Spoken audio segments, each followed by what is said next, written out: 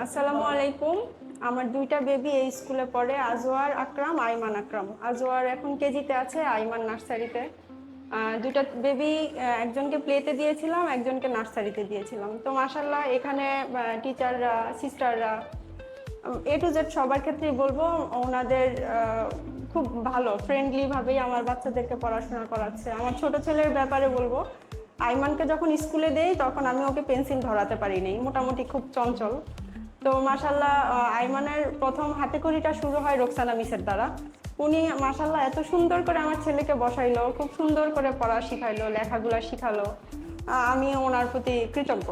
উনি আমার ছেলের ফার্স্ট টিচার। দ্বিতীয় নম্বরে এখন আসি আমার ছেলের নার্সারির টিচার যে নাফিসা মিস, ওনার প্রতি আমি খুবই সন্তুষ্ট। আমার ছেলের ছুটি হয় 10:30টায়, তারপরে মোটামুটি উনি ভালো কেয়ার করে। ওনার আলাদা একটা রুমে খেলার মতো স্পেস দেয়, যেহেতু আমার বড় ছেলেটা কেজিতে।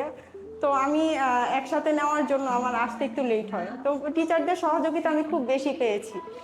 আর আরেকটা ব্যাপার, যেটা যে কোনো টিচারকে আমরা যে কোনো সময় পাই, রাতে 9টা বাজে হলেও আমি টিচারকে নক দিতে পারি। এখানে কোনো টাইমের থাকে না যে এই টাইমের বেশি বাইরে ফোন দেওয়া যাবে না বা কিছু আদার্স, যে কোনো হেল্প, এগুলো সবই স্কুল থেকে পাচ্ছি। এছাড়া আমাদের স্কুল থেকে প্রিন্সিপাল, ভাইস প্রিন্সিপাল, ওনাদের কাছে যে কোনো প্রবলেমের কথা বললেও ওনারা আমাদেরকে ভালো সাপোর্ট করে। তো এক কথায় আমার কাছে স্কুলটা ভালো মনে হচ্ছে। আমার বাচ্চাগুলো আলহামদুলিল্লাহ ভালো আগিয়েছে। আমি চাই স্কুলটাতে আরও বেবিরা আসুক, ভিজিট করুক।